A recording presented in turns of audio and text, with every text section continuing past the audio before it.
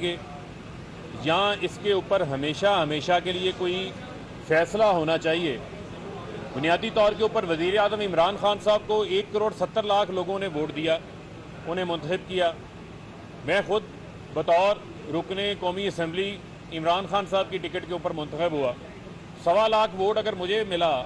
تو وہ 1,25,00,000 ووٹ عمران خان کو لوگوں نے دیا ہے۔ میرا جو ووٹ کا رائٹ ہے وہ میرے لوگوں کی امانت ہے وزیر اعظم عمران خان کی، اور لوگ یہ جاننا چاہتے ہیں کہ کس طریقے سے ایک رکن اسمبلی جو ایک پارٹی کے ٹکٹ کے اوپر منتخب ہو کر آتا ہے وہ ان کی امانت کے اوپر چند ٹکوں کی خاطر کسی لالچ کی بنیاد کے اوپر ان کے ووٹ کو جو ہے وہ بیچ دیتا ہے۔ تو یہ سوال اب ڈیسائیڈ ہونا چاہیے کہ وہ جو 62(1)(f) ہے اور جو آرٹیکل 63(a) ہے اس کا آپس میں کیا ریلیشن ہے، کہ کیا ایک ایسا شخص جو اپنا ضمیر بیچ دیتا ہے، جو اپنے ووٹ کو بیچ دیتا ہے، کسی لالچ کی بنیاد کے اوپر اپنے ووٹرز کے اعتماد کے اوپر سودے بازی کر لیتا ہے، تو کیا وہ پھر دوبارہ نااہل ہے؟ وہ دوبارہ اہل ہے کہ وہ جائے الیکشن لڑے اور پھر اسی سسٹم سے منتخب ہو کر آئے اور پھر اسی طریقے سے ایک منتخب شدہ حکومت کو جو کہ جمہوریت کی پاسدار ہو اس کو جو ہے وہ ٹارگٹ کرے، اور یہ بھی نہیں پتا کہ کل کو پیسہ جو ہے وہ کہاں سے آ رہا ہے؟ کوئی بیرونی طاقت پیسہ دے رہی ہے، کوئی وہ لوگ جنہوں نے ملک کو لوٹا ہے وہ اپنا فائدہ اٹھانے کے لیے کسی بھی گورنمنٹ کو کسی بھی ٹائم کے اوپر جو ہے وہ ٹاپل کر دیں گے۔ تو یہ بڑا ضروری ہے پاکستان کی جمہوری عمل کی کنٹینیوٹی کے لیے، جمہوری عمل کے پروسیس کو مضبوط کرنے کے حوالے سے، کہ اس کی جو ہے وہ سپریم کورٹ کے اندر اس کی تشریح ہونی چاہیے۔ اور آج بڑا واضح نظر آ رہا ہے کہ ایک طرف مقصود چپڑاسی کے نام پر جنہوں نے لوٹ مار کی شہباز شریف نے، آصف علی زرداری نے پاپڑ والے فالودے والے کے نام پہ لوٹ مار کی، منی لانڈرنگ اس ملک میں ہوتی رہی، بیرون ملک فلیٹس بنتے رہے، اسی اعلیٰ عدلیہ کے اندر قطری خط جیسا مذاق پیش کیا گیا، اسی اعلیٰ عدلیہ کے سامنے جو ہے وہ جعلی ٹرسٹ ڈیڈ کیلبری فنڈ کے سامنے جو ہے وہ پیش کی جاتی رہی، آج تک جو ہے ان کی رسیدیں سامنے نہیں آئی، اور آج وہی جو گینگ آف لوٹرز ہے، آج وہی جو چوروں کا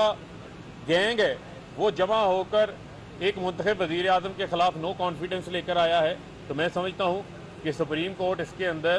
اس کو بڑی ڈیٹیل سے اس کا جو ہے وہ جائزہ لے گی، اور ہم امید کرتے ہیں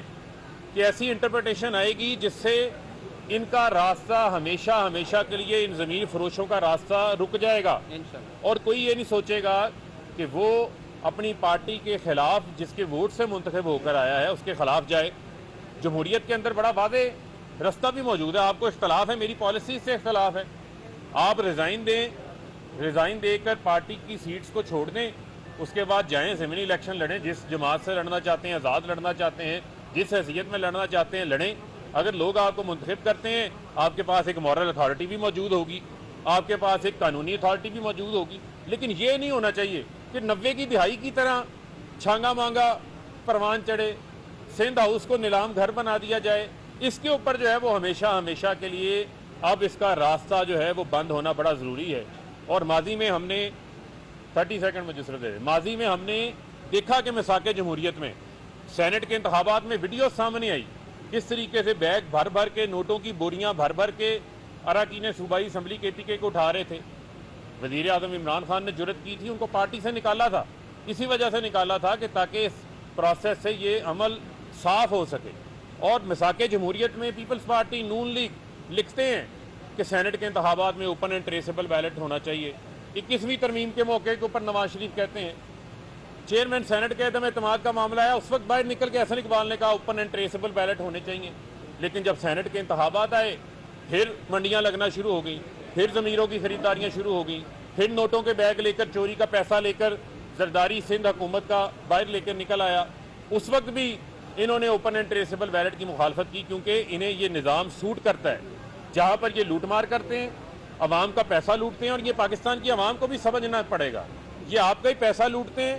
اسی پیسے سے پھر منتخب نمائندوں کے ضمیر خریدتے ہیں، جس کا رستہ ہمیشہ کے لیے رکنا چاہیے۔ آپ جنہیں ضمیر فروش کہہ رہے ہیں، آپ نے ان ضمیر فروشوں کو اپنی پارٹی میں قبول کیوں کیا، اور کیا اس وقت یہ ٹھیک تھے جب وہ آپ کی پارٹی میں آئے تھے؟ دیکھیں، بنیادی طور کے اوپر بڑا واضح ہے کیا ہے قانون کیوں بنائے جاتے ہیں؟ قانون اسی وجہ سے بنائے جاتے ہیں کہ لوگوں کے اندر قانون کا خوف ہو. پاکستان کے آئین کے اندر جو 63A ہے یہ ڈالا گیا, اور اس سے پہلے میں آپ کو ہسٹری بھی بتانا چاہتا ہوں. آپ کو یاد ہوگا کہ 97 کے اندر جب نواز شریف وزیر اعظم بنے تو وہ 14ویں ترمیم لے کر آئے تھے. اس 14ویں ترمیم کے اندر پارٹی کے سربراہ کے پاس 68(3) سے زیادہ اختیارات موجود تھے. وہاں تو آپ کسی عام بل کے اندر بھی اختلاف نہیں کر سکتے تھے. یہاں تو پھر منی بل ہے, نو کانفیڈنس ہے, یہ چیزیں شامل ہیں. تو میں یہ سمجھتا ہوں کہ جب قانون سخت ہوگا تو کوئی بھی کسی پارٹی میں آئے گا وہ ڈیفیکٹ کرنے سے پہلے 100 بار جو ہے وہ سوچے گا. اور میں سمجھتا ہوں کہ پاکستان کی جمہوریت کے اندر آپ کے علم میں ہے کہ اس میں ابھی اس جمہوریت میں مزید اسٹرینتھن ہونا ہے, اور اس کے اندر جو ووٹر ہے اس نے بھی, میں سمجھتا ہوں کہ اس کی جو شعور ہے اس کے اندر بھی اضافہ ہو رہا ہے, جو دیکھے گا کہ آئندہ انہوں نے ایسے لوگوں کو اسمبلیوں میں بھیجنا ہے یا نہیں بھیجنا, چاہے وہ کسی بھی پارٹی سے. سوال یہ ہے کہ ابھی رانا ثناءاللہ صاحب نے ٹاک کی, انہوں نے کہا کہ فیصلہ آباد میں 27 مارچ کے جلسے کے لیے لوگوں کو 6,000 روپے دیے جا رہے ہیں. دیکھیں بات یہ ہے کہ نہ سب کو پتہ ہے کہ ہم نے 3 بار مینار پاکستان کا جلسہ بڑھا, ہم نے پریڈ گراؤنڈ 2 بار اس سے پہلے بھر چکے ہیں, ڈی چونک کے اندر بڑے بڑے ہمارے اجتماعات ہوئے ہیں. ابھی جو وزیر اعظم عمران خان کے اجتماعات ہو رہے ہیں یہ پٹواریوں اسکول کے ٹیچروں کے اوپر نہیں ہو رہے. لوگ عمران خان پہ اعتماد کرتے ہیں, ان سے پیار کرتے ہیں, لوگ جو خود آتے ہیں. اور آپ دیکھیں گے یہ 27 مارچ کو انشاءاللہ پریڈ گراؤنڈ کے اندر 3 بجے, میں پاکستان کی عوام کو بتانا چاہتا ہوں 27 مارچ 3 بجے پریڈ گراؤنڈ کے اندر یہ جلسہ نہیں ہوگا, یہ جلسہ پلس ہونے جا رہا ہے. بڑی تعداد میں جو لوگ ہیں وہ اپنے پرائم منسٹر کو سپورٹ کرنے آ رہے ہیں, اور لوگ جو ہیں وہ اچھائی کے ساتھ کھڑے ہونا چاہتے ہیں, لوگ برائی کے ساتھ نہیں کھڑے ہونا.